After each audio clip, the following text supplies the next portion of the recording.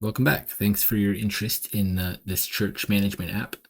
I just wanted to give an update on the status of the app and show you what the recent development has done. First things first, the name of the app actually has changed. So we are going with Churchit, keeping it short and simple. It gives us a good, unique namespace that we can use to search the web for support and things like that. The church app was just too generic, and apparently it was already copyrighted. So Church it is, and we'll hop over and take a look at our GitHub page.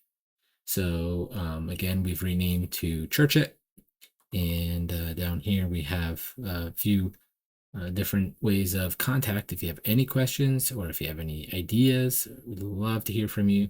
We're on Discord, Matrix, YouTube, which is where you're probably watching this. And you can always leave an issue if there's a problem with the app or if you have suggestions on the GitHub issues.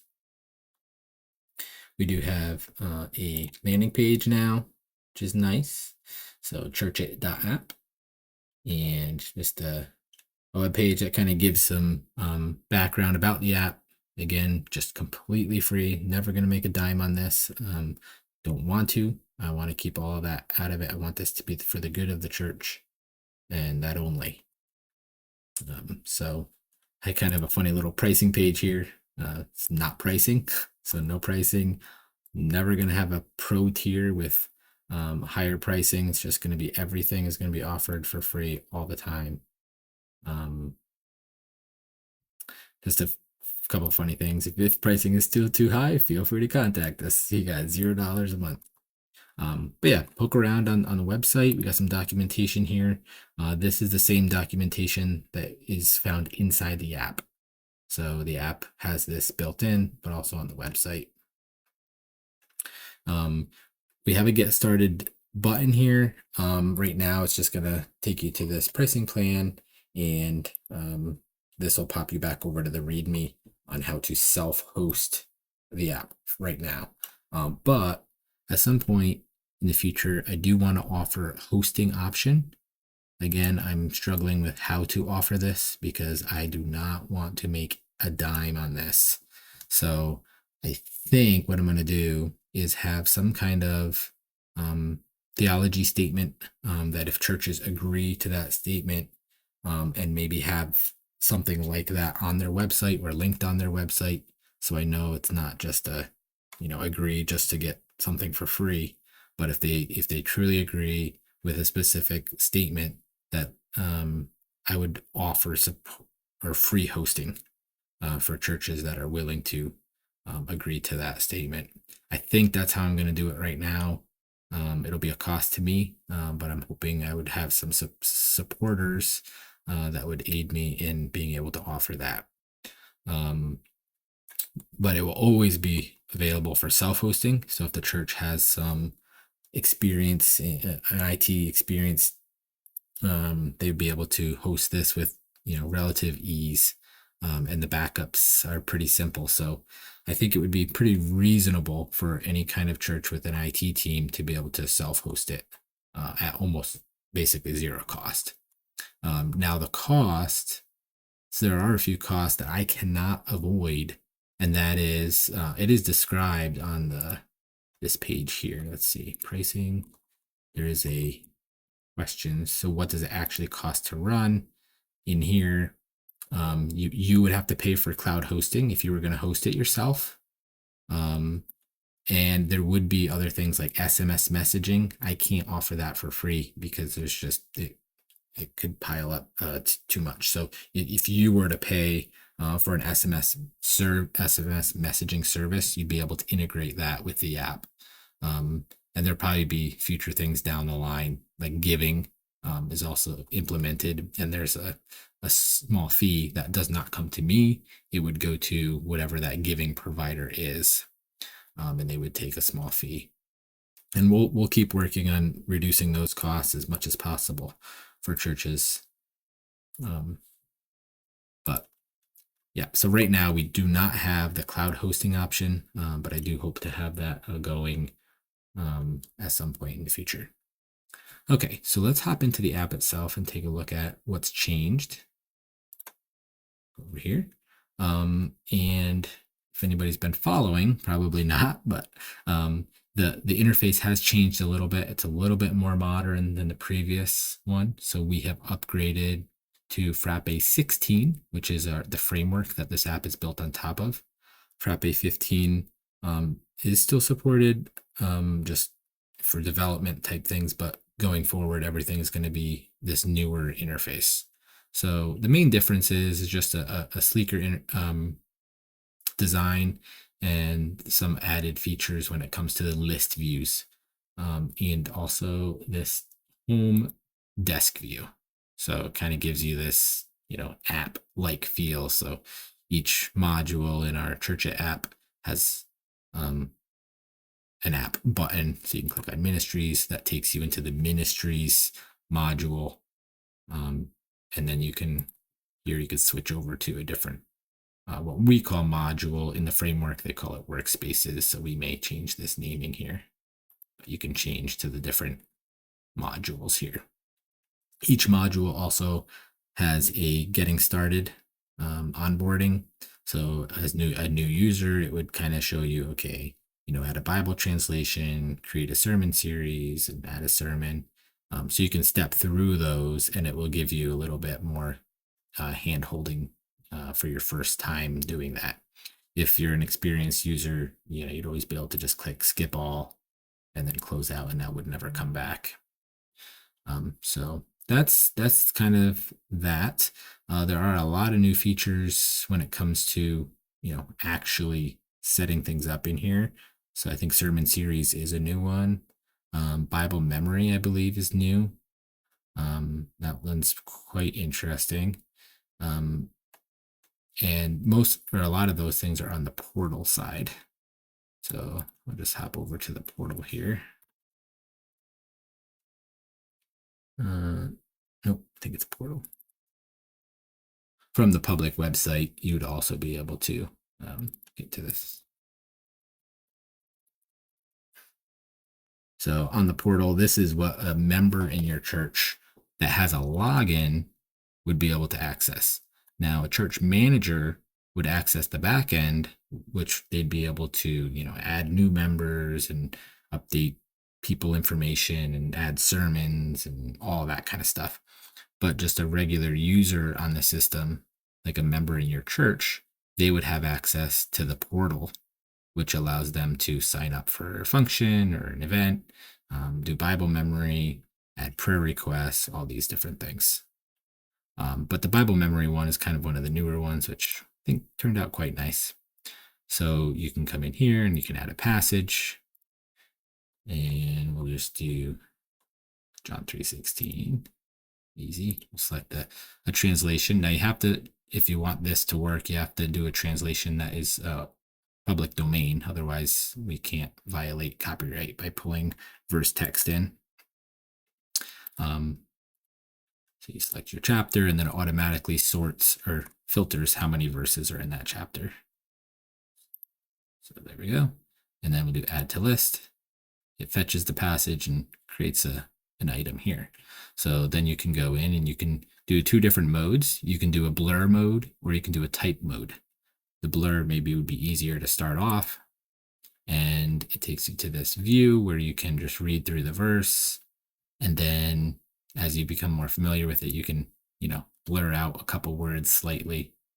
Yeah, you read it again, and eventually the blurs get, doubled or tripled.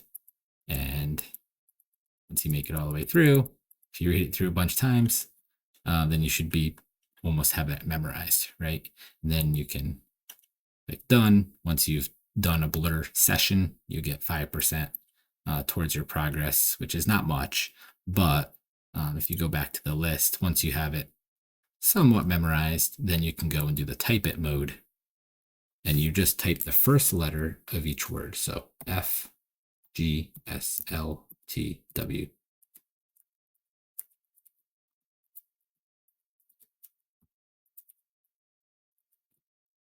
Have eternal life. Oops, I see it when I make a mistake, it will highlight it in red, and you'll see that the red kind of gets darker. And then once I finish, because I made so many mistakes on that last one, it gave me 0% progress. Now, if I were to have completed it completely, perfectly, it would have increased my progress to 50%. And then if I were to do it again, I'd have 100% and it'd be marked as memorized. So I could practice again and come back in here. And this time you'll notice that it highlights the words that you've struggled with in the past. So just kind of a neat little thing here. It does describe how the progress is added up. And you can have multiple verses to memorize. You can remove them. And once they are memorized, they'll be hidden by default. And as a church manager or maybe like a Sunday school teacher, you would be able to, from the management side, so from this desk side, again, this is only where church managers would be able to be in here, or maybe a Sunday school teacher could be given permission. They would be able to go into the study and go to like a Bible memory items, and they'd be able to add items, kind of like this one here, and they'd be able to see, which mistakes, how things have progressed. But you would also be able to assign people to Bible memory items. So there's some interesting things there where we're working on that. I'm not going to go through all of the features because there are just so many new ones going on. We've added a few things on the people side to be able to track families a little bit better. We've added some improvements to the church directory builder, which is quite handy. So you can see the directory being built in real time. So you can say, show photos, and then the photos will be added in, or you can only limit it to members, all of these different options. And when you print, you can print it to like a little booklet, and then pass it out to your members, or just have a PDF version that users can access. We added groups now, so any kind of group of people in your church you can track in the groups here. Ooh, looks like there's a little bug going on there. And we also added, I think, email groups, so you can email the group people that have emails in the system. Life events now, so you can track births, deaths, baptisms, weddings, all that kind of stuff for different members in the church. We have care things, so like maybe somebody visiting somebody and watching over them, or delivering meals, that kind of stuff can be tracked in the system as well. Pastor visitations, so if the pastor wants to track who they've called upon, that can be done there. Trying to think of a few other standout. And one of the new ones is in, let's see, ministries. So when you set up, we call them functions, but it's just an event for the church. You can now, let's pick the picnic. You can allow signups. So if you want to enable that, then members from their portal can sign up to go to a function.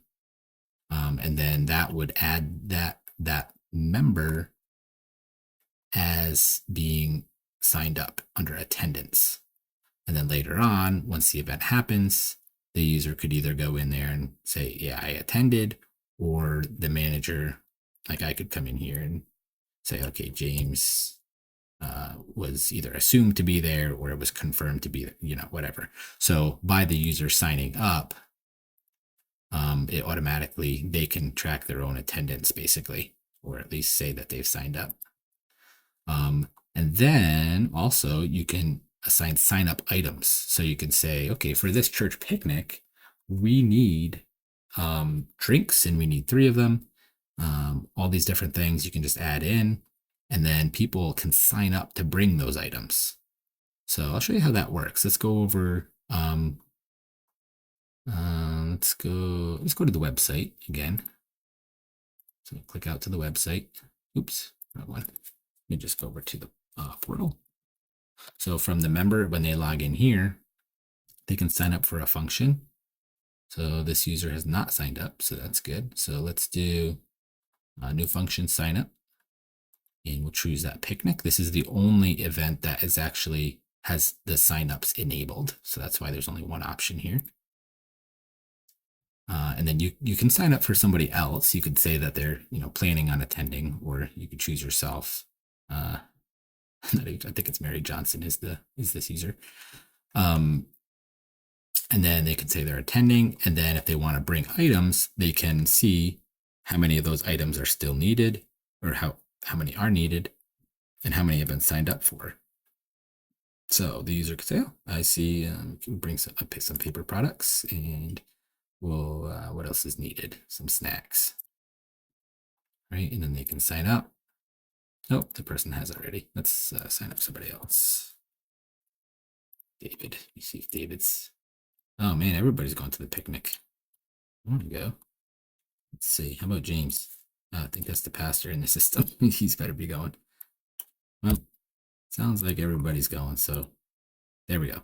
So Samuel is signed up, and then we can see our previous responses, and we can see this is the sign up we've done. We could go in and see that we're attending. If we click edit, then we'd actually be able to go in and change that.